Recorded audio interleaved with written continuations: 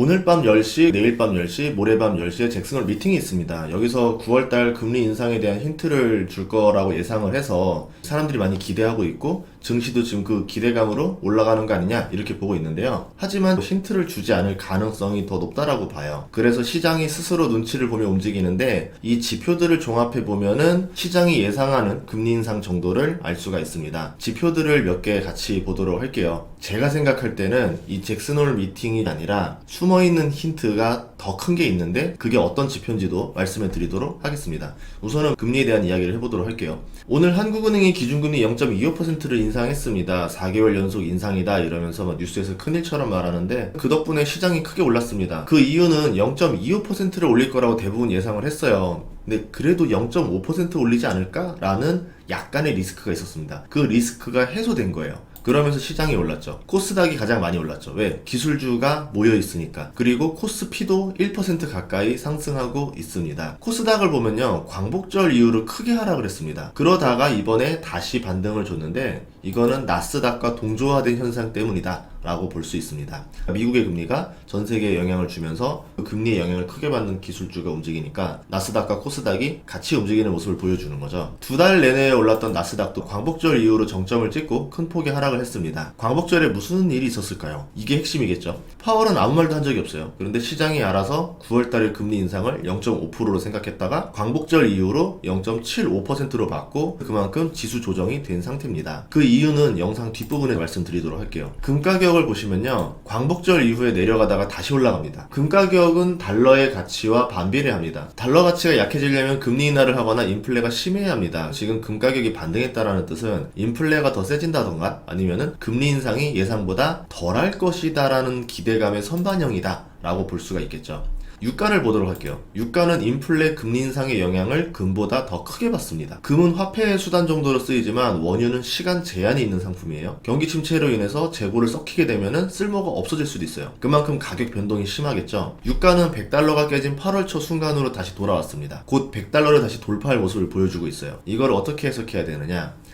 광복절 이후로 급격히 상승했거든요. 그럼 그날 이후로 무언가의 이벤트가 있었다라는 거예요. 금리 인상이 예상보다 덜하거나 원유 공급이 줄거나 경기가 좋아서 소비가 늘거나 인플레 우려가 더 커졌거나로 볼 수 있습니다. 다른 힌트들이랑 맞춰 나가면 되겠죠. 공통적인 것들은 금리 인상이 예상보다 덜하거나 또는 인플레 우려가 더 커졌거나가 공통적인 현상들입니다. 다른 힌트들을 조금 더 보도록 할게요. 달러 지수를 보도록 하겠습니다. 8월 12일 지점부터 급격하게 달러 가치가 상승합니다. 이런 인플레 시대에 달러 가치가 오른다라는 거는 엄청난 금리 인상을 하고 있다 라고도 볼 수 있겠죠. 달러 지수를 보면요, 이것도 8월 12일부터 올라가고 있는데 그 얘기는 9월달 금리 인상이 0.5%가 아니라 그 이상일 것이다 라고 알려주는 지표라는 거죠. 이게 지금 잠시 꺾이기 시작했어요. 하지만 8월 10일 수준만큼 내려오진 못했습니다. 9월 금리 인상이 0.75%로 보고 있는데 그래도 오늘 잭슨홀 미팅에서 뭔가 힌트가 나오면 꺾이지 않을까? 이런 기대감을 가지고 있다라는 거죠. 미국채 10년물 금리를 보도록 하겠습니다. 광복절 이후로 2.8%에서 3.1%로 올라왔어요.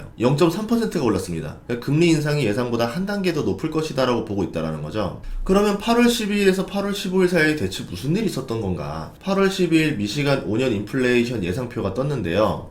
보도록 하겠습니다. 3%를 찍었습니다. 상반기 그동안 6월달에 3.3%를 찍으면서 시장이 쇼크를 줬어요. 그러다가 이후에 급격히 하락을 해요. 2.8%까지 찍습니다. 시장이 안심했어요. 이 지표가 8월 12일 3%로 다시 튀어올랐습니다. 앞으로 인플레가 꺾일 거라고 봤던 심리들이 인플레가 꺾이지 않겠구나 이렇게 봤다라는 거죠. 이를 해결하려면 예상보다 더 강한 금리 인상으로 기대 인플레를 꺾어야 돼요. 파월이 9월에 0.75%로 예상보다 더한 금리 인상을 할 가능성이 있다 라고 본다는 거죠. 그 리스크가 생겼기 때문에 증시가 지금 그만큼 가라앉은 것이다 라고 볼 수 있습니다. 만약에 9월 달에 0.5%만 인상을 하고 이후에 강한 금리 인상에 대한 언급이 없으면 증시는 오르겠지만 인플레를 잡기 어려워질 수가 있어요. 그러면은 순서가 바뀌어야 됩니다. 인플레가 잡혔기 때문에 9월 달에 0.5% 인상을 한다 라고 하게 되면은 증시는 안도감을 가지면서 랠리를 펼치겠죠. 잭슨홀 미팅이 오늘 있습니다. 사람들은 오늘 어떤 발언들이 기대감 있을 거라 예상을 하는데 제 생각에는 그거보다 내일 미시간 5년 인플레 예상 발표가 밤 11시에 나와요. 뜨면서 사람들이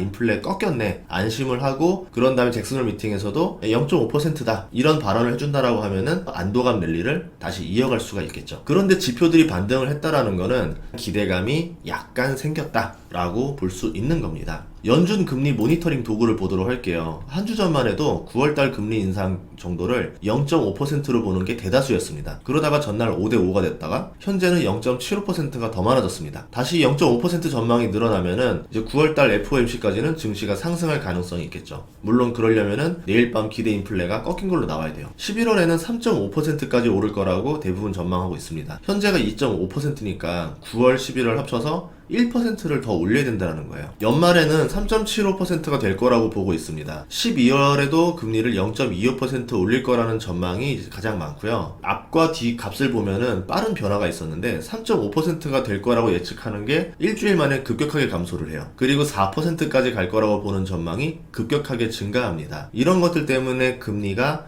0.25% 예상보다 더 많이 올라갈 것이다라고 본 거고 채권 금리라던가 달러라던가 금이라던가 이런 것들이 한 달 내내 하락했던 게 이런 이유였다라는 거죠. 그러면 연말 금리 4.0% 가능성도 꽤 높아진다라는 거예요. 이 추세대로라고 하면은 4%로 보는 전망이 더 많아지겠죠. 이렇게 금리가 올라가면은 기업이 대출이자를 감당하며 돈을 벌기 더 어려워집니다. 부실 기업은 빠르게 무너질 가능성이 높고 부동산으로 적용해 볼 수도 있을 것 같아요. 금리를 올려서 물가를 잡고 기업의 구조조정과 가계부채 정리 계기가 된다. 장기적으로는 구조조정의 효과를 볼 수 있어서 증시의 호재다 라고 말할 수도 있겠지만 단기적으로는 경제가 나빠질 가능성이 높기 때문에 증시는 우선 단기적인 모습에 따라서 움직이고 있습니다. 그리고 나중이 되고 나서야 이제 장기적으로 호재야 이렇게 움직이는 패턴이 많거든요. 그래서 지금은 물가랑 금리에 따라 증시가 움직일 수밖에 없는 상황이다. 잭슨홀 미팅은 아까 얘기했던 대로 힌트를 주지 않을 가능성이 높다라고 봐요. 제일 베스트는 내일 밤 11시에 나오는 기대 인플레가 꺾여야 된다. 그렇게 되면은 잭슨홀 미팅에서 힌트를 주던 안 주던 사람들은 예상을 하겠죠. 금리 예상표도 한 칸씩 내려오겠죠. 그러면서 증시가 다시 오를 가능성이 있다. 이렇게 볼 수 있습니다. 다음 시간에도 좋은 정보로 찾아뵙겠습니다. 구독과 좋아요, 알림 설정 부탁드릴게요. 고맙습니다.